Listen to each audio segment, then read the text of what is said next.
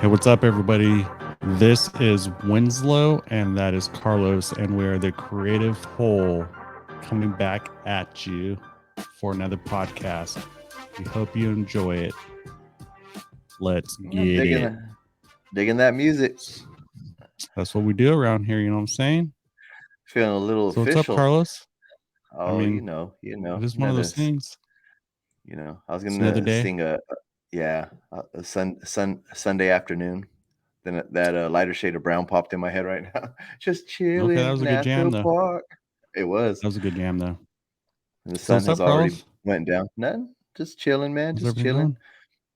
going? Good, good. Good day. Can't complain. It's a good day, productive day. Got to say, today was a good Uh, day. Gotta say, like Ice Cube said, today was a good day. The I like poet, these music the references right now. philosopher. Yep, the poet, the philosopher, Ice Cube. Mm. Dang, he's a movie star also. Yeah, I he's think that he's probably too. in commercials. He's probably in some commercial somewhere too. Hey, So you know what? That man has done really well for himself. From starting off with NWA and just going into having the whole way he was his just that whole gangster side of it, and him being able to go into Are We There Yet movies and I was gonna bring those up. like comedy and stuff like that. That just shows his the his ability to grow as a To person. shift, to Yeah, to pivot. shift to Mm, leadership. that's right. Um, yeah. So today, what we're going to be doing is we're kind of going to be discussing the book that we went over last week, which was Leadership by John C. Maxwell. Um, so I guess one of the bigger one of the big things that I took out of this, because we're discussing two main ideas in this one, and the first one uh, is kind of going over a growth mindset and a goal mindset. So the big question that I want to pose to you guys is a growth mindset better than a goal mindset? So with that being said, we will get into it. But before we get into it, I just want to let you know, thank you for listening to our lovely voices, seeing us on YouTube if you're on YouTube. And I do want to say that we appreciate everything that you guys have done. Check this out. It would be awesome if you like and subscribe. If not, I'll probably cry, but I'll still be okay. But yeah, like and subscribe. So, I'm gonna go into kind of what the whole idea of leadership, according to John C. Maxwell, was. So leadership is to make leadership changes that will boost not just the leader's growth, but that of the organization.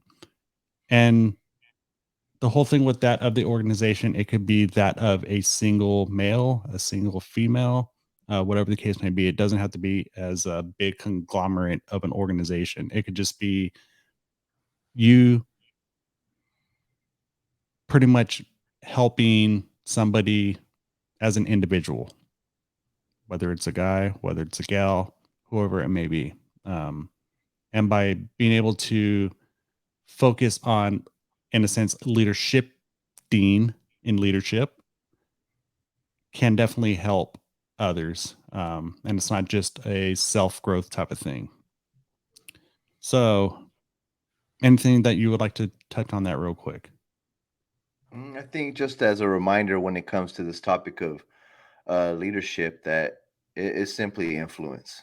Using your influence to help serve others and whatever you're a part of, whether it be your family, a group of friends, a team sport, business, organization, nonprofit, um, whatever the situation is, Dungeons and Dragons. I don't know, D and D, what- D and call D, it D and whatever the D, kid. Yeah, I know. I'm old I'm school, out the old school loop, way though. Just saying. dude. Man, never mind. I don't want to get squirrel right now, but there's a guy who's been playing for like I think like 40 years or something. One There's game for 40 years. That's crazy. That is crazy. But But anyways, I just wanted to say that it's about influence. I am It's glad that really you about mentioned that. influence.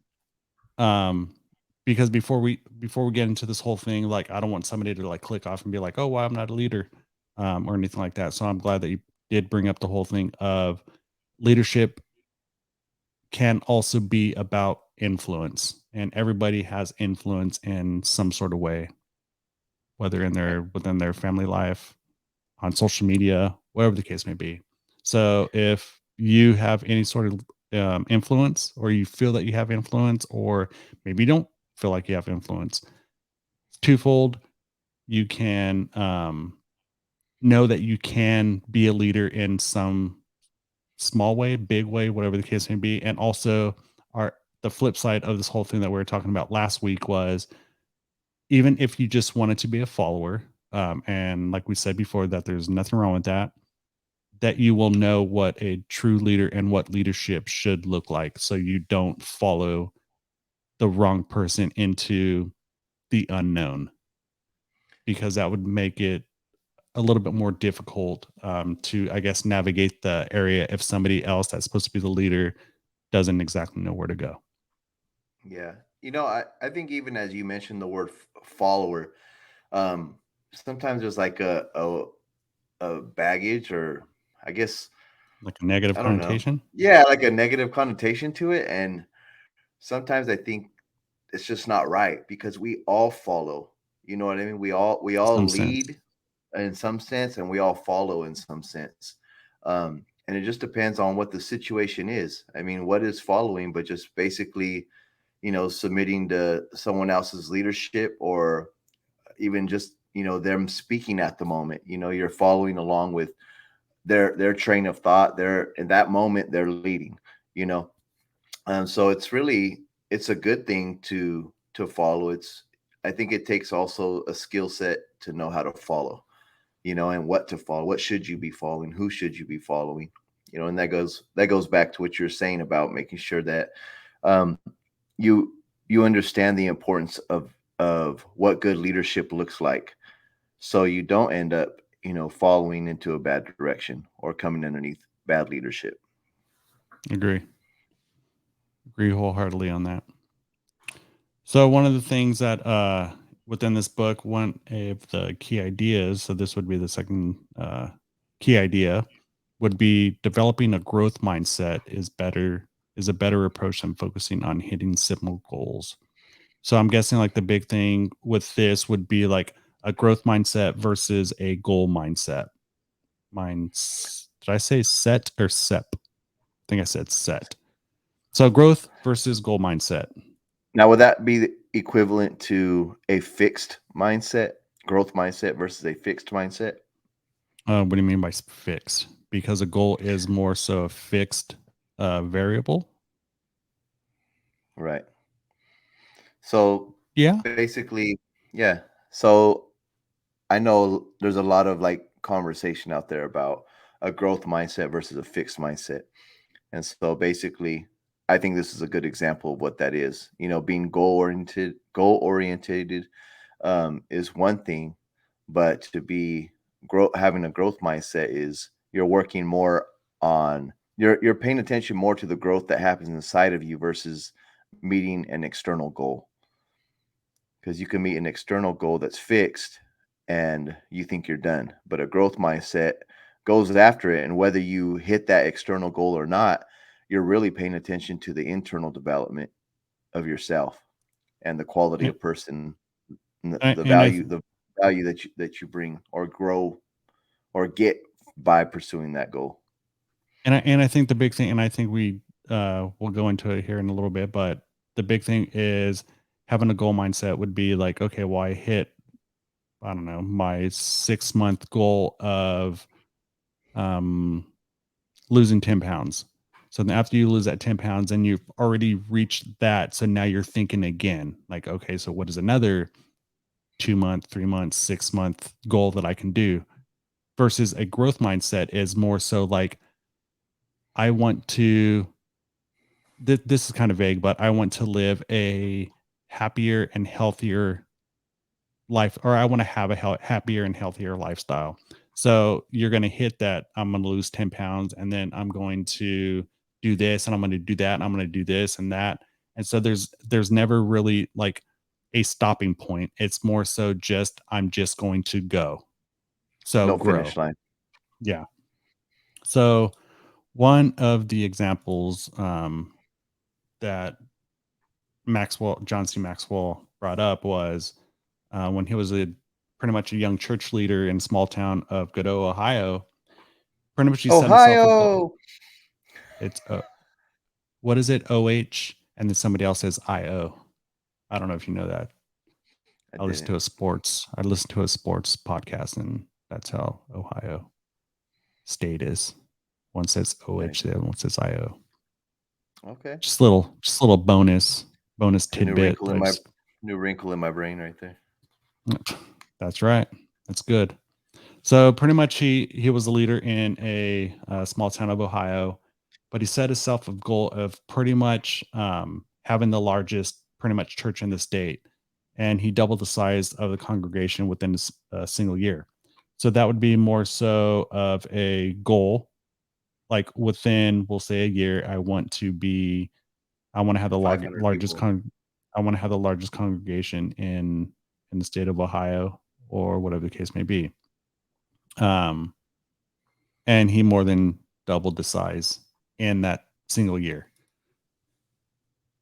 So pretty much after celebrating, he started to reflect on his achievements, and what he realized was that the personal growth he had experienced along the way, which was, do you know what it was? Um, his experience. Wow, really? So it was his experience and the understanding of leadership. So maybe it was like going into it, like maybe he had an idea of like what leadership was, or a very vague, small idea of what leadership was. But through his experience and the understanding of leadership, he was much more important than hitting his numerical value, which is goal of growing church membership. Um, it kind of led to a leadership moment for Mr. John C. Maxwell. So is his name John Maxwell or does he go by John C. Maxwell? They're both. I mean, they're both. Just John Maxwell, I think, works. Is it like one and the same? Because I've seen them. I've seen it both. I don't know why I just asked that, but because I've seen it both, and I was just wondering if there's like a reasoning behind that. So the big leadership moment that he had was a goal mindset to a growth mindset.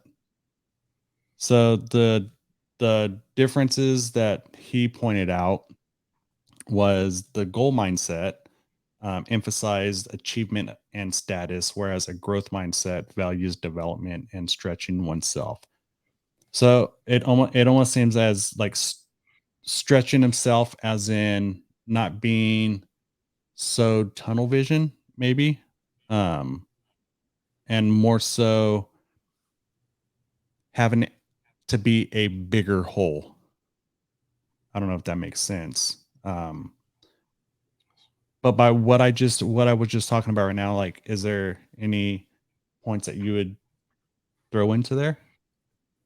I think that it goes back to that this leader shift to focus on a growth mindset versus a goal mindset or a fixed mindset has to do with wanting to truly grow as a person, and it is the personal development. And I think that's where, if I recall, basically the idea is if he wants his organization or his team to grow, he needs to cause himself to grow. That way, because ultimately you can hit these goals, but if you only hit these goals and maybe you meet those numbers, and so that's basically an external thing, right? But internally, if you're not growing as a person, you're basically missing the mark, and that you should be more focused on your personal development because as you grow, your company will grow. As you become more um, skilled, more growing your leadership skills and things of that nature, then your company and those around you will benefit versus just focusing on the actual numbers. And I think like in a practical general sense, like I think there's nothing wrong with a goal mindset. Um, because I think that's more probably somebody starting out like, okay, so what do I need to do in order for me to get better? Um, Mhm. I feel like having goals is a good place to start because at least it Mhm. gives you direction. And I think a lot of times in order to get somewhere, like you need that direction. Mhm. But I think to become like if we're talking about like in a leadership aspect, in order to become a better leader, I think it does come down to growth. Like where do I want to grow? Because by me being able to grow, it's going to like trickle down to, I don't know, the people below you, I would say. Mhm. So the big thing would be like a goal mindset prioritizes hitting a target and asking how long it will take to get there. So it comes back down to like the simple goals like a 3 month, a 6 month, a 9 month, a 12 month, a 2 year, a 5 year, whatever the case may be. But it's always Simple about putting, metrics. yes. So it's always about almost putting a number in there, something that's measurable that you can reach. And how long is it going to take me to get there? And with that being said, I still don't think that there's necessarily anything wrong with it. I do believe that it's a great thing for somebody out there that's listening. Like, we're not saying a goal mindset is better than a growth mindset. But I'm saying, I guess, um, by what I've looked at, that a growth mindset will get you farther farther with less hiccups, I guess. Because a goal mindset, you might be like, okay, well, so I have this goal, so you complete it. Then I have this goal, and then you complete it. But then what if after that goal, like you don't know, like, okay, so like now what do I do? So if you're Mhm. going into a more of a growth mindset, it's like, okay, so where I want to be is I want to, I don't know, I'll just take the be healthier, be happier. Now, I think within those things there are gonna be like certain goals that you can hit, but I think the bigger thing would be the becoming healthier, becoming better, becoming happier. So that would almost take precedence over everything else because I feel like once you have an idea of what you want to do, I feel that it makes it easier for you to make these smaller goals if you were to, I guess, kind of use the goal mindset within the growth mindset. Okay. And then obviously, well, not obviously, but one of the things that said is the growth mindset simply asks like, how far can I take this? So rather than like, I'm going to take this to this point, this one is more so like, how far can I take it? Like a lot of times, like having that growth mindset, you will just continue to go and go and go. And before you know it, like you've already accomplished a lot more than just having the goal oriented, I guess, mindset. Right. I think it makes me think of something I heard him say when I was listening to his book, and he said that he wants to change like nations or something along those lines. It was something like real big. He says, basically, I know that more than likely that's not going to happen in my lifetime, but he wants to live for that type of goal, that type of vision. And basically, he'll be pushing. I think he said he was 71 at the time that he made the book. And he said that he was still pushing hard, pushing himself to continue growing. That even at 71 years old, he still wanted to be growing every single day. And he just had a massive vision, and John Maxwell's a unique guy because I mean he's definitely like a leader's leader. I mean he teaches leadership. That's what he's known for. So I think just having such a massive vision um, has you pushing beyond just basic numbers. Although I don't, yeah, I think like you said, Winslow, it doesn't necessarily go against it. You know, I think it has to do with the emphasis on mindset, right? Because the goals are that's how you know with whether there's progress, right? How do you know who's winning the game unless there's a scoreboard? And the same thing with business. Or how do you know if let's just take it back home. How do you know that your family is healthy or growing in health? You have to look at different categories. How's our physical health? How's our mental health? How's our spiritual health? What's our financial health look like? And you have to say, okay, compared from last year to this year, what are our strengths? What are our weaknesses? Where do we do good? Where do we do bad? And those kind of things help you. But I think as long as you continue to have a broader vision, it's kind of like people say, like you've heard of like vision boards, right? And Yeah, stuff like that. So those are stuff that even like I think is good for families to do, like to actually like put out a vision board, like for a couple, like put out like what exactly do you want your family to look like? Like really put it out there, because I think we stay so vague sometimes that we don't even know if we're hitting a goal. It's kind of like prayer. Sometimes you say prayers and you don't even know whether they got answered or not because you don't even remember what you asked for. You're not specific enough or whatever. And it's like, have a vision, know exactly what you are looking for, be specific, and it may be so big that there's no way you're going to get it like fast, but that's the picture. That's the end goal for the most part. that's where the growth comes in, Hmm. because the growth doesn't necessarily have like a specific time to get there. It's about like, well, how it was mentioned earlier, like how far you can take it. And I Yeah. do think like the whole like vision boards, for anybody that's out there like listening, the whole vision board thing, I believe is definitely a good place to start.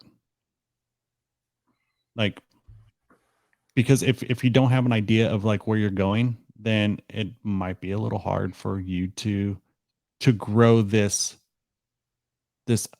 I don't know, burning desire to do whatever the case may be. Add Hmm. it, add whatever you want in there, like to build a brand, to um, better your family life, better your marriage, just better yourself in general. Like, what does that look like? And I think a lot of times it does come down to like, what does that look like? Like, oh, well, I want to be like healthier. Hmm. Okay, so what does that look like? And I think the reason why I bring all this stuff in, because it doesn't necessarily maybe directly involve like leadership, um, but I do feel that having a lot of your own personal life expectations maybe, um, does help with a lot of these other things and becoming that leader slash influencer. And I I might think say I that think like, it. I'm sorry. So no, go on. finish your thought. That's it. I think that it does require leadership even within the home, and you may see it different, but I think ultimately leadership is relationship and knowing like what is okay. Leadership can be a real vague thing. Okay, like we talk about it, we say the word a lot, but what does it entail? It's relationship, it's trust, it's somewhat painting a picture of what could be, it's encouragement, it's asking questions that make people think beyond their their their baseline of Normal where they're self. normally thinking at. Yeah. And getting them to think a little bit different. So even having like a vision board for example, with your family. Like for example, if me and my wife, we say we want to go like travel around the world. We want to have pictures of Rome and pictures of Jerusalem and pictures of Google it. yeah, like get these pictures up, put them on a board, right? And what kind of if you care about that stuff, if you care about cars, or like I've seen people do vision boards like got like Gucci and stuff. Like I could care less about that kind of stuff.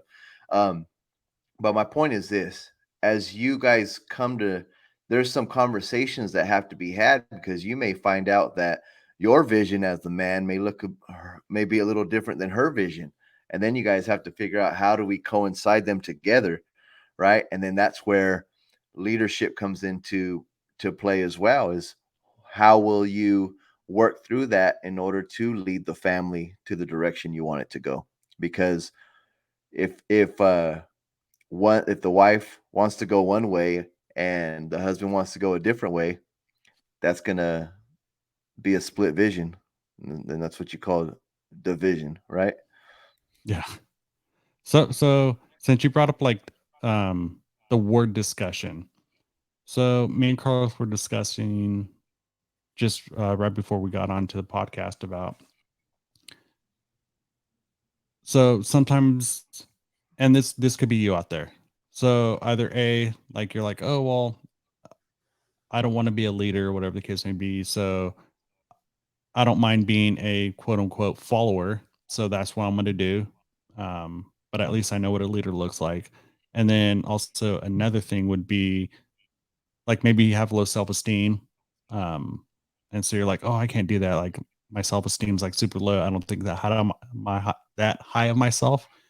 But at the same time, like even during those times, because that's happened to me, like even during those times of you having low self esteem, you might be even l- doing things in a leadership,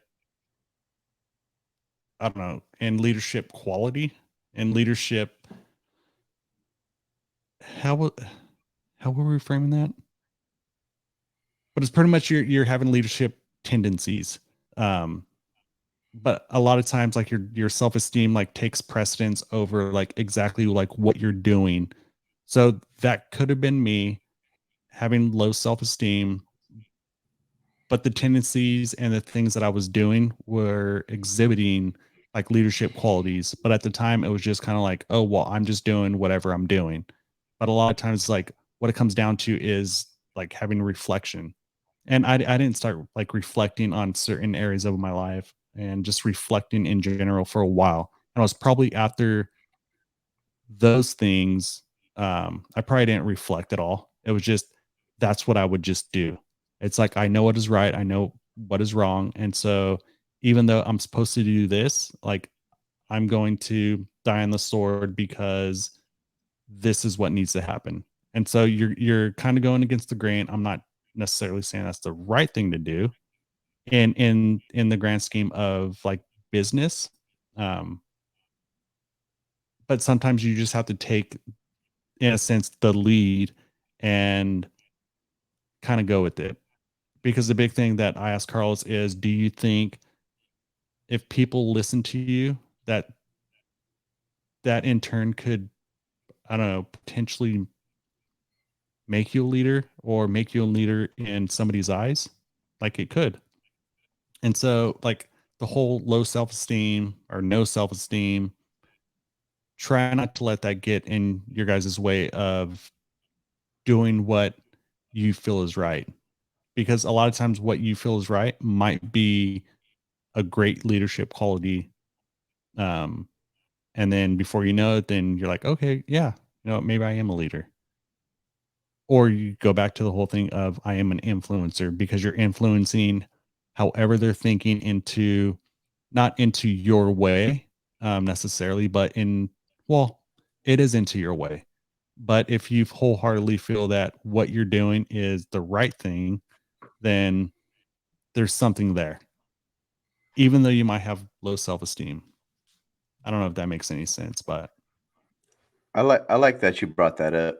Um, like you mentioned before we were talking. So, like a little bit of background of that is, we were talking about, we always chop it up a little bit right before the podcast, and I said, I've never considered myself like a leader at all.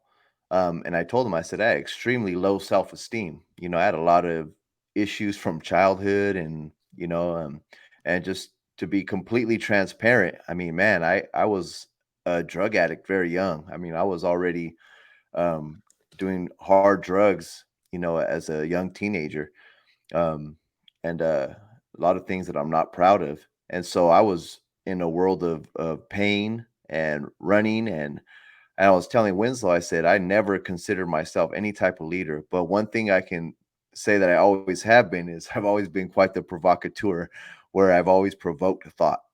I've always pushed the limits with people and always pushed boundaries with people. I was just never satisfied with the status quo. And see, I never ever thought of that as like, at least a characteristic or a quality of leadership. I just thought I was rebellious. You're bucking. I was just bucking the system and bucking everything. And there can be a rebelliousness in that. But it all depends on what's it for, and and I've learned with people investing in me and my self-esteem growing, my relationship with God, and growing in my identity in Christ, and all that good stuff, right? I became very rooted in who I am, and I've learned some skills, and I've done things I never would have thought would have done, as far as speaking to big crowds or being able to lead organizations and stuff like that. Like, there's no way in a million years. I mean, I still struggle with imposter syndrome. Like, how the heck, I remember the first time I sat around a table with people who had like, PhDs and like stuff, like all these letters behind the name, all these people who have a lot of education. Here I am with my little AOD certification. I'm a drug counselor, and it's like I got no college education, and yet um, I've always been someone who's been about a growth mindset. I've invested in books. Books have been my best friends. People don't even know that they've mentored me because I just bought all their books, and I just learned everything I could. And I've been a sponge because I think I have followed bad leadership, Winslow, and I felt the pain of that. And I think because I've listened to people and I didn't have my own information, it made me vulnerable. And so one thing I said to myself is I never want to be at the mercy of someone else's knowledge because I'm ignorant. And so I just started reading everything that I could. I never read a book till I was 20 years old. Um, and so, and here we are today with the podcast based on books and personal development, because I mean, it's really what's just changed my whole life. And so some people would say, hey, maybe I fall into a category of leader or whatever. I could care less about titles. I could care less about any of that. I just care about doing what's best for the benefit of others, and it's something you grow into. And I think facing your fears and getting over low self-esteem, um, growing in those areas, it's important. So would you say that you pretty much stepped into a role of being courageous?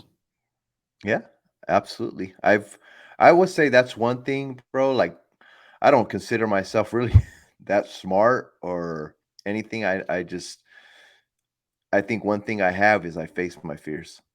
I have grit and I face my fears, and I have perseverance like a mug. Like, I don't give up. Like, I'll cry.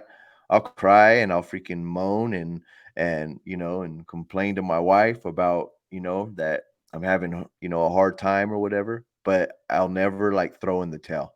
I keep getting back up, even though like I fail a million times, even though I feel maybe like people are laughing at me or whatever. It's like I don't care because I have to do it for me. It's like that saying, it's like my no one else is my competition. I compete with myself every single day. I want to grow. I want to be better. And failure, all that is education, I Lessons just I don't want, yeah, they're lessons. I don't want to live in fear.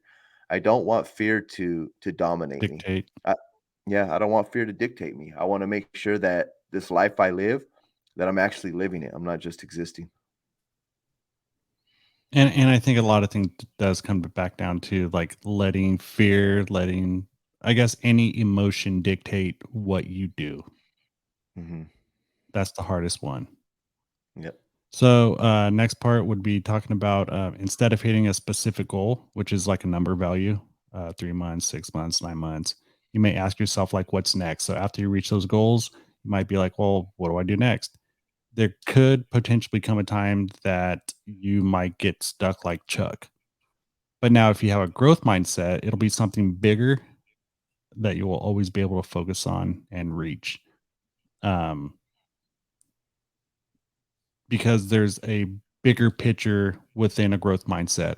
I feel anyway that there's a bigger picture, so you'll always be able to focus on the bigger picture of whatever that is, and maybe you won't even reach it, but at least your goals that you have made up, those won't be the things that stop you. It'll be more so maybe, and everything has to be within reach. Like you can't be like, oh well, I'm going to become a president or I'm going to become the president or whatever. Now, if that's what you want to do, then go for it. But just know that there's a million things that you're going to have to do in order to do that. And that's why, like, a lot of times I would tell people, like, you can do whatever you want. And they'll probably throw out, like, oh, well, I'm going to be a president. Okay. Well, within you want to be a president, you better go to college. You better get into economics. You better get into this. You better get into that. So you could be better prepared for you to want to do whatever you want to do. Um, oh, there's because sometimes it's like, oh, they'll just throw something like an arbitrary career out there just to try to like stump me. But it's kind of like, well, you can do that if that's what you want to do. But then there's like 10 million hours that you're going to have to put in order to um, get to that. So like Yeah. another, so like another example that that John C. Maxwell was talking about was when he was younger. So he met a guy named yeah, Elmer Towns. He was a professor, I believe, at Liberty University, and it was someone that he admired. So he discovered that uh, Towns had sold 110,000 books.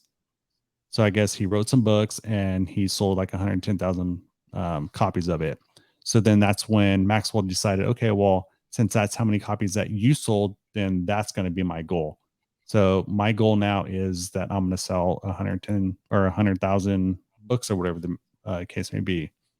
So, in time, his shift from goals to growth occurred, and he focused instead of simply becoming a better writer and not worrying about the sales. So, not worrying about the number of books that he was going to sell, but he was more so worried about, or not worried about, but more so becoming a better writer because that would take precedence over that number. I'm guessing, meaning like the goal mindset and the growth mindset would be to become a better writer. Because by becoming a better writer, I'm guessing your things, I guess, in general, just open up a lot better for himself.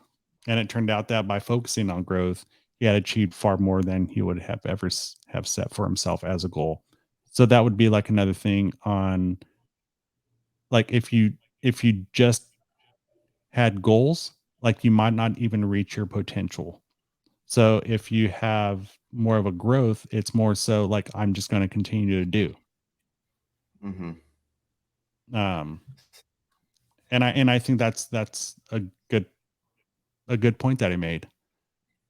Like instead of like trying to achieve like a specific number, like he was just going to like focus on growth because growth is going to be to me like bigger than the number that he's trying to reach. Yeah, and I just want to say this. So I typed something in on my phone, and so here's what it says. It says a growth mindset believes that abilities, talents, and qualities can be developed through effort, experience, and education. Uses failure and setbacks as an opportunity to learn and grow. Focuses on the process of learning rather than the outcome. Views mistakes as an opportunity for growth. Embraces challenges to reach new heights.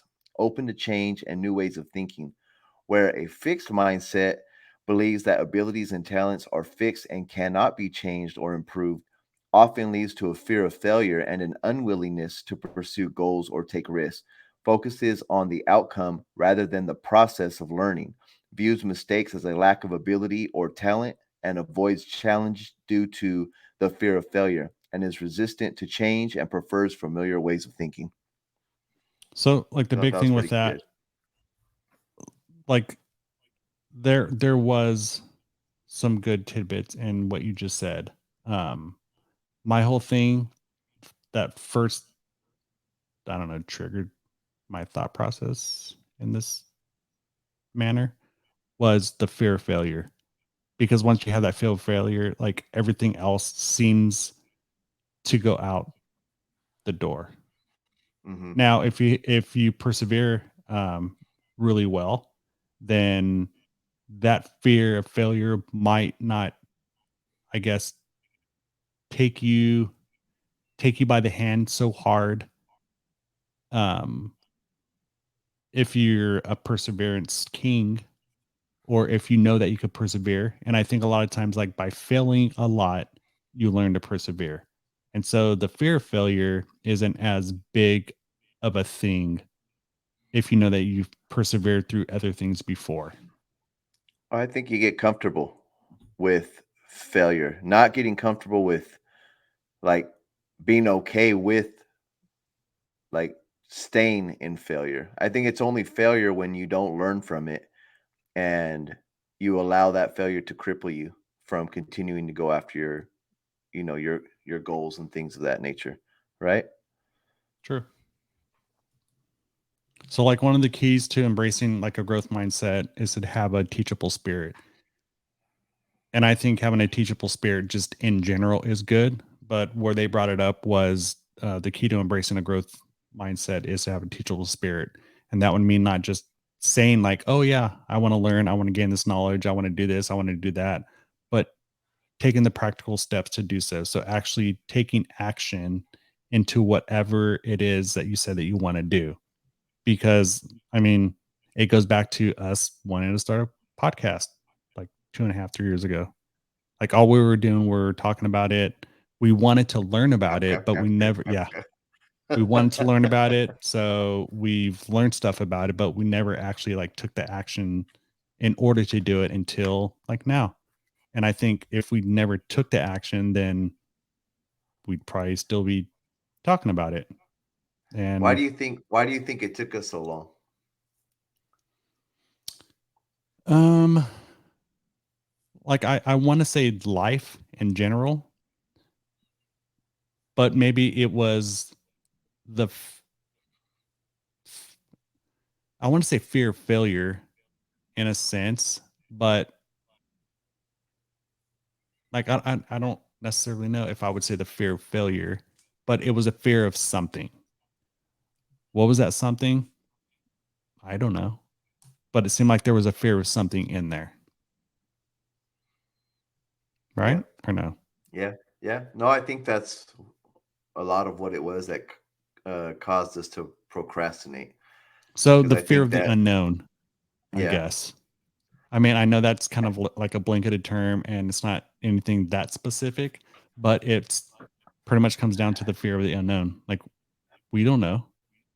Not only that, I think me and you are both hard to nail down certain topics. And so like we didn't even know, well, what specifically are we going to talk about or what are we going to make a podcast? And because we could think of a million ideas, we chose Literally a none. million. Yeah, like literally a million.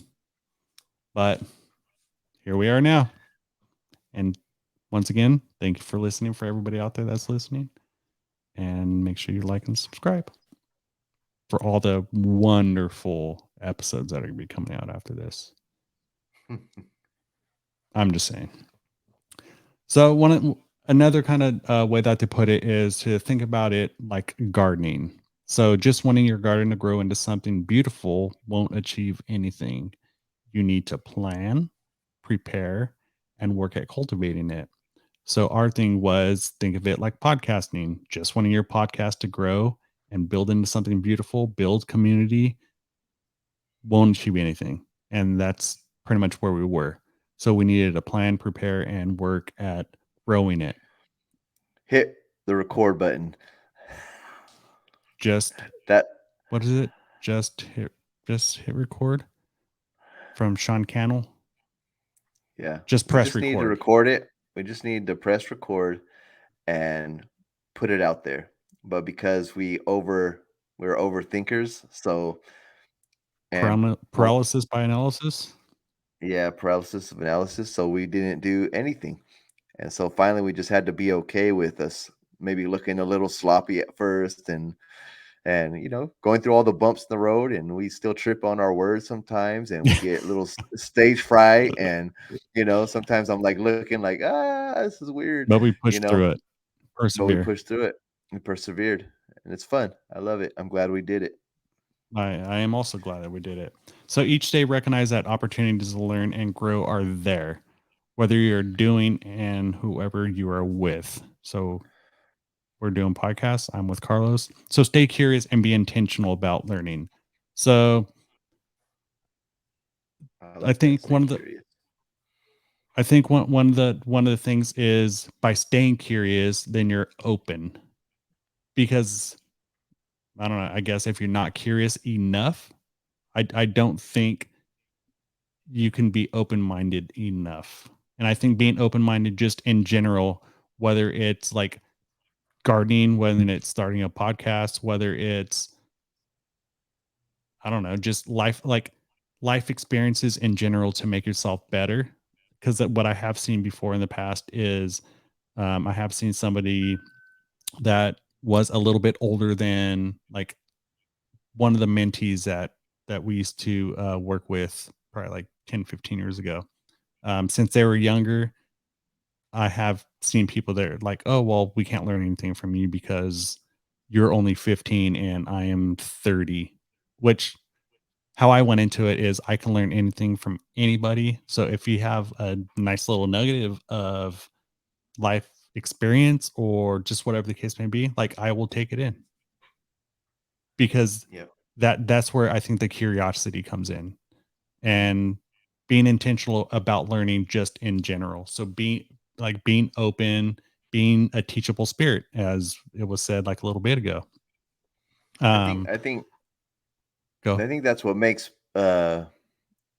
that's the start of building that rapport and those relationships by not being so much all about you, but just being super interested in other people, right? And being very curious about their stories. And like, I think if you have with, that beginner's mindset, like it's not that I come to the table knowing nothing. I know something, but I come with a mindset of I'm here to absorb and to learn and to engage in a conversation and to not and to assume nothing. I think that's the thing is I don't like to assume anything. And so it's like even teaching in the prisons, I always tell the guys that you guys are the master teachers here. I'm not here to teach you guys anything. What I am here to do is to cause conversations to happen around certain curriculum, right? And to provoke thought. And because I come in with that mindset and attitude, I think that we get a lot of good conversation out of it. And you find out there's a lot of riches inside of other people. And if you actually give them the chance to talk and to share and you become a good listener, man, you draw out gold out of people. People have so much gold inside of them. They have so much to Hmm. share. So and a lot of times they don't think that they have anything to share. They don't think anything special about them, and they don't understand it's in the normal. That's what's special. Just your story, your life. It matters. It really does, and everybody has something to contribute. And I think when you have that mindset, that makes you almost like magnetic, because people feel like around you like, man, they feel interested in me. They make me feel like important and they make me feel like it's like you are important, bro. Like everything you have to say like matters. I don't have to Yep. agree with everything, right? And I think when you're able to draw that out of people and make people just like be important, I mean, that's the stuff that makes for leadership, right? Because now you're getting ownership, you're getting buy-in, you're getting people who are engaged. They want to do something, and it That excites you and it investment. wakes you up. Yeah, straight up. So I believe in this in the thing in about like surrounding yourself by people with the growth mindset because you are who you surround yourself with. And that's just like in a general sense, like not only in this sense of surrounding yourself with people with the growth mindset, like it's about being around people that are positive, or if you're around people that are negative and are like, well, I don't want to grow, I'm just going to wait for an opportunity for somebody to come up to me and ask me the things that I need. It's be around people that you in a sense like that you want to be, because it just Yes. makes conversations a lot better. They might ask you the right questions, and a lot of times it has to do with like surrounding yourself with people that ask the right questions. So if they are within the same mindset as yourself, then a lot of times it does open up that opportunity for you to to, I guess, grow. Um, and that is one big thing why we hope you guys, as the listeners out there, that we do have like a community, um, because we want to surround ourselves with people like minded, and we hope that you guys want to surround yourself that are like minded, and then that's what, I guess, that's how conversations get started, and we want you guys to do good, as we hope that you guys want us to do good. So it's just a way for all of us to grow together. Yeah. Um, it's all about like keeping the fire hot. Like the farther and farther you take yourself away from the fire and what keeps you on fire, the colder and colder that you're going to get. And there was an example that that was also in this book with the guy Elmer that taught Maxwell. He called it the hot poker principle. It's pretty much being around liking people with the growth mindset to fire. He would say that if you can keep your poker near the fire, meaning around the people that are also on fire, um, it stays hot. But if you take it away, and after a while, it grows cold. So pretty much, it's talking about staying close to the people that are on fire, because by staying with people that are on fire, in turn, you should continue to be on fire and continue to want to do the best for yourself. And like we talk about like a lot would be like in your personal growth. So what is the key idea number 3, Carlos? So What you got? going on into the book, key idea number 3 in the book is great leaders don't simply climb up the ladder through mentoring; they build ladders for others to climb. I like that. So let's move on. It says we might know a couple of leaders that are self-focused. The question they may be asking themselves is how high up the ladder can I climb? But true leaders, however, make the shift from climbing up the ladder themselves to thinking about how they can build ladders for others, which in turn translates into mentoring or creating a leadership pipeline, so to speak. And he goes on to say that a good rule of thumb, according to Maxwell, is to aim to be in the top 10% of your chosen field. So let me back up a Magic little zone. bit.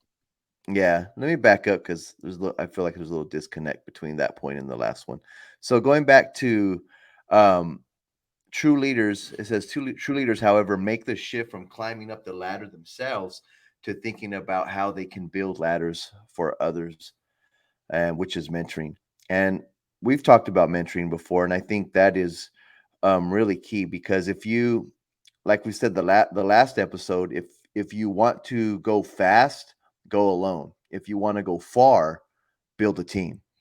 And I think if you have a mindset, really that's what leadership is too, is you're thinking of how can I, it's not thinking about yourself like I'm going to be the leader because Or that's how self far can focus, I go? or how far can I go, right? And going back to the sports, analogy, are you playing for the name on the front of the jersey, or are you playing for the name on the back of the jersey, right? So if you're a good team player, if you have the qualities and the skill sets, the influence and the platform, whatever the case may be, the position, um, that's a responsibility you have, and if and you should see it that way, that it's a responsibility that you have to use that leadership, to use that position, to use those skill sets and that platform to create a pathway for others to climb that ladder. Rather than you winning all by yourself, you should be, dropping the ladder down for others to climb as well.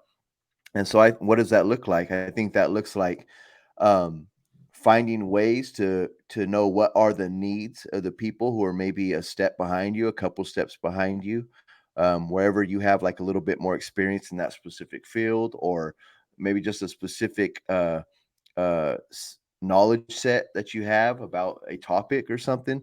It's how can you be mindful of those that aren't where you're at this time, and how can you connect with them? How can you learn what kind of questions they're asking? Can you revisit back to the person you were maybe a year or 2 years ago and the types of questions you were asking or what you needed at that time? And are you being mindful of how can you eliminate some of those unnecessary challenges by you um, going to others and creating a way for them to come up? Yeah. It's all about them coming up. Yes, sir. What do you think, Winslow? Um, like the big takeaway of what you're saying right now, it's all about almost yes. Like I don't think it's bad that you think about like climbing up the ladder, but at the same time, I always feel like you're having as you're climbing up this ladder that you're having your hand pretty much down, willing to bring people. In the sense of like not going all the way to the top and then like, hey, what's up? Because even at that point, like it might be a little, I'm not gonna this is the only way I can say it, but almost like a selfish intent for that. Like, how can I how can I get to the top of the ladder? Um and I just feel like in order to be that great leader, it's all about bringing others up. Yep. And I think so almost going back down to the magic or the top 10%, they call it like the magic zone. I think the big thing would come down to probably by that time you'll have a lot more to offer. I think within the whole ladder, within the whole percentage, I think you still have a lot to offer.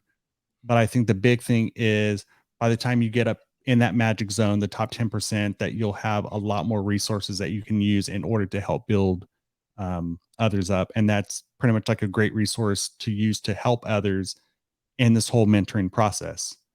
Um, yeah. So let me ask you a question, Winslow. Do you think it's wrong or something to be looked down at? And like, and I'm just like, keep it real. Like, is it wrong to have ambition to want to climb up a ladder, so to speak, or to say, you So, know what, I want to be in that top 10%? so I don't think it's wrong um to have ambition, but I think if your heart is wrong, that's where it becomes an issue. Like if it's like, oh well, I wanted to become in this magic zone, or I want to climb this ladder as high as I can and get to that point maybe as quick as you can. But then like the reasoning behind it is because I feel like then I'm gonna have greater resources in order to grab these one or two people that I can mentor to help better I guess their growth um within the company, within a personal side, no matter what the case may be. But I think a lot of things, and I've always brought this up, a lot of things always comes down to the heart and the intention, and the genuineness of it. Hmm. So to that question, no, I don't think it's wrong. So yeah. I think a lot So of people just don't like to maybe say it out loud sometimes, or they want to play small, you know, or they want to. It's kind of like we were talking about before the podcast. People have sometimes they have a false humility, where in their heart they do want to climb to the top. In their heart, they do believe they can do more. In their heart, they do believe that they know that they have more potential that needs to be developed, and they really can see themselves doing it. But because they're too afraid of what others will see or say, they don't want to be viewed a certain way, that they play small, right? And I think that it's a delicate dance where, man, you go hard for what you want. I mean, go for it, but just don't hurt people along the way. Don't step on people along the way, you know, because it's there's no virtue in playing small, right? It's like, is there any virtue in, well, I'm not going to give all I got. I'm not going to try hard, or I'm not going to go for these high goals because everyone else does it. And It's kind of like that crabology. Someone crab gets to the top, other crabs pull them down. Oh, You know, and it's like, um, that's where you just have to really be determined in yourself. It's like a that threefold goal, like you said, is that personal development, that ambition, right, to climb to the top. Why you climb to the top? Are you actually improving your organization, or whatever it is you're working in, and are you bringing other people up with you, right? Because if you're not having all three of those things in mind, then something can get off balance. and I think a lot of times it could come down to like having conversations with, in a sense, the people below you.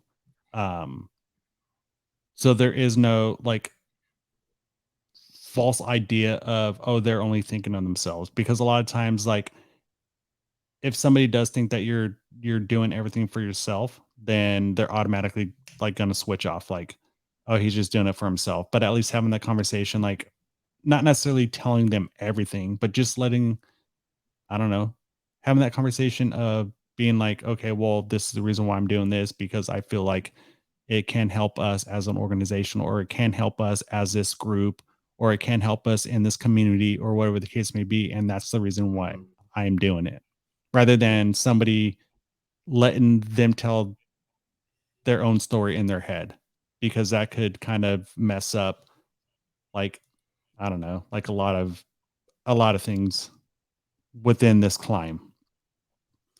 So when we talk about mentoring, he within this book, it talks about pretty much that you have to think about maybe a couple things, on who you want to mentor on who you want to mentor. So You remember, time is remember? limited. So remember, time is limited. Yes, it So if you is. can only invest in one or two people, then that's what you do.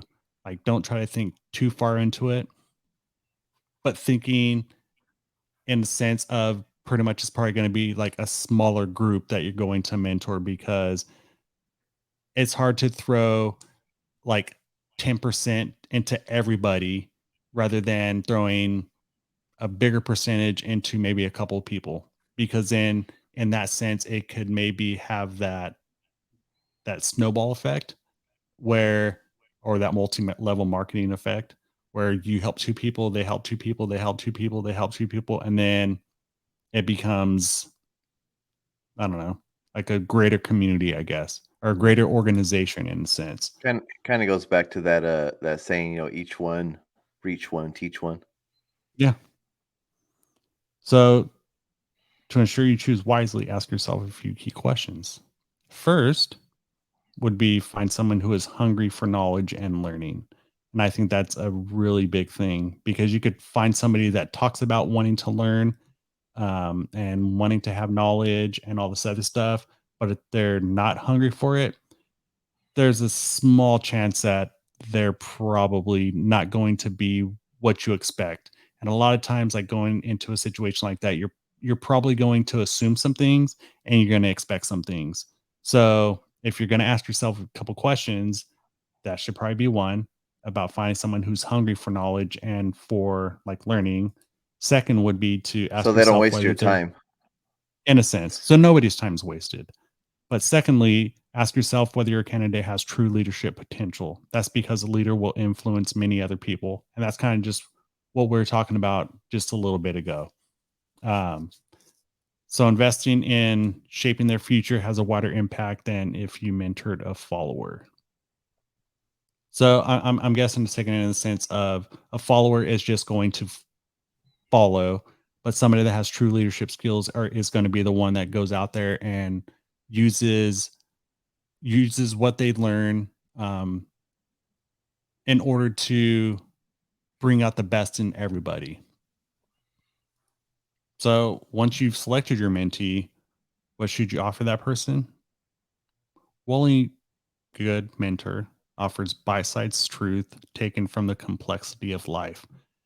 And I think the reason why it's good to take the complexities of life is because, first of all, that those are probably the things of the unknown. Secondly, like, if you make it too easy for somebody, I feel when something unknown happens, it makes it a little bit harder and it could set them up to fail. And by, I guess, having people that you're mentoring, you probably want them to succeed. So by giving them the complexities of life and bite-sized truths taken from the hardships of life will in turn help them. So is there any last things you would like to say? I just think as far as the bite-sized truths in light of mentoring, I think a lot of that has to do with as I was listening to the book, it was talking about older men. Like say someone who's 50 years old versus someone who's 23. And say someone who's 23, they may be able to say the same exact things. Maybe they have enough education, knowledge, or whatever to say some of the same things that the 50-year-old would say, but the 50-year-old has the life experience to know like what to focus on. They have the wisdom, right? Because basically knowledge and information that you don't know how to put in proper order with timing and tact and understand what to focus on, what matters, what doesn't matter. I think when you're older, you have more perspective, and so that's where that OG old man wisdom Perspective comes is key. in. It really is, and it makes all Like the difference in the world. knowledge is power, but life experience is more powerful Yeah. in a sense, I would say. So with that being said, I just want to say thank you for hanging out with me and Carlos. I hope you enjoyed it and make sure that you check us out on Anchor, Your Onion, YouTube, Apple Podcast, Amazon Music, and Castbox. So we are the Creative Whole, and we hope you enjoyed what you heard. Peace out. See you guys next time. Have a good one.